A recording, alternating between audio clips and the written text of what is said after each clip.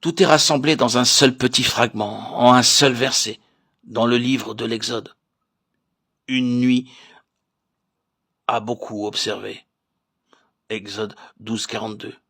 Ou pour une autre traduction, la version anglaise, une nuit a fortement se souvenir. S'il existait dans votre histoire une nuit qui serait remémorée et célébrée durant 3650 années, ce serait une nuit très importante, ou formulons-le d'une autre manière, si une nuit fut d'une telle importance que Dieu dit qu'elle devait être mémorée pendant au moins 3650 années, c'était assurément une très grande nuit. Mais cela n'est rien.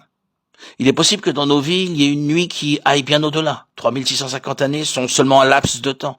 Lorsque nous en venons au dessein de Dieu, nous chevauchons purement et simplement le temps et l'expression qui gouverne et jusqu'au siècle des siècles. Voilà une nuit importante, si, à un moment donné, nous y entrons. Je veux dire que le jour où nous parvenons à cela est un très très grand jour. Que nous l'appelions une nuit ou non, c'est un moment dont il faut tant se souvenir. Une nuit tant attendue. En revenant à cette expression dans l'histoire d'Israël, nous savons que cette nuit-là, cette grande nuit-là, qui devait être autant remémorée et observée pendant tant de siècles par la suite, était la nuit ou le moment de l'accomplissement d'une délivrance tellement désirée, longtemps attendue, l'aboutissement de cette période mentionnée par l'Éternel à Abraham concernant sa postérité. 480 années se sont achevées à ce moment-là, une longue période d'attente, un long temps pour espérer une délivrance. Dieu a attendu bien plus que cela pour obtenir ce qu'il pourrait obtenir ce soir. Nous verrons ce que cette chose est. Et il se peut, chers amis, qu'il y ait l'autre aspect à cela, que nous en soyons conscients ou non, il est possible que nous ayons attendu depuis très longtemps cette heure. Vous voyez, le Nouveau Testament de manière distincte et certaine parle du fait que nous avons été élus en Christ avant la fondation du monde. Référez-vous à Éphésiens 1:4.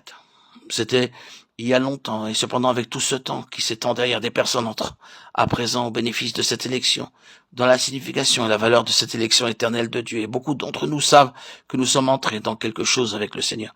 Il y a eu un temps d'une crise et d'un mouvement précis de notre part.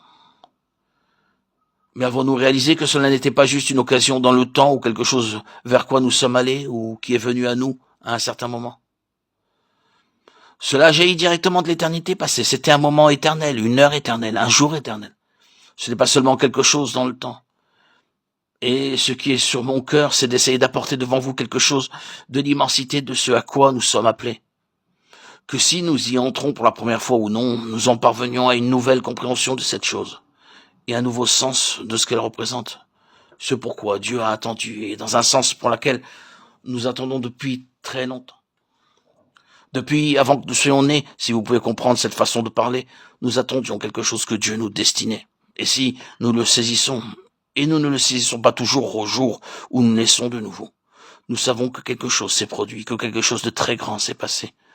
Nous avons le sentiment que c'est pour cela que nous sommes nés, mais nous avons une compréhension très limitée de sa signification.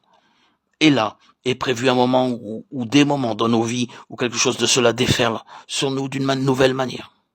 Et nous ressentons comme si tout ce qui avait été précédemment était très, très petit en comparaison de ceci. Il s'agit de la chose pour laquelle nous ne sommes pas seulement nés de manière naturelle, mais pour laquelle nous sommes nés de nouveau spirituellement. Je me souviens du cas d'un cher serviteur de Dieu qui avait été très grandement utilisé par le Seigneur, qui était très renommé, qui est parvenu à un tel jour où éclata sur lui quelque chose de la véritable signification à propos de la plus grande plénitude à laquelle il avait été appelé en Christ. Une telle différence se fit que le matin suivant, à la table du petit déjeuner, ses deux fils dirent « Père, que t'est-il arrivé? Tu sembles être un homme différent. Que t'est-il arrivé ?»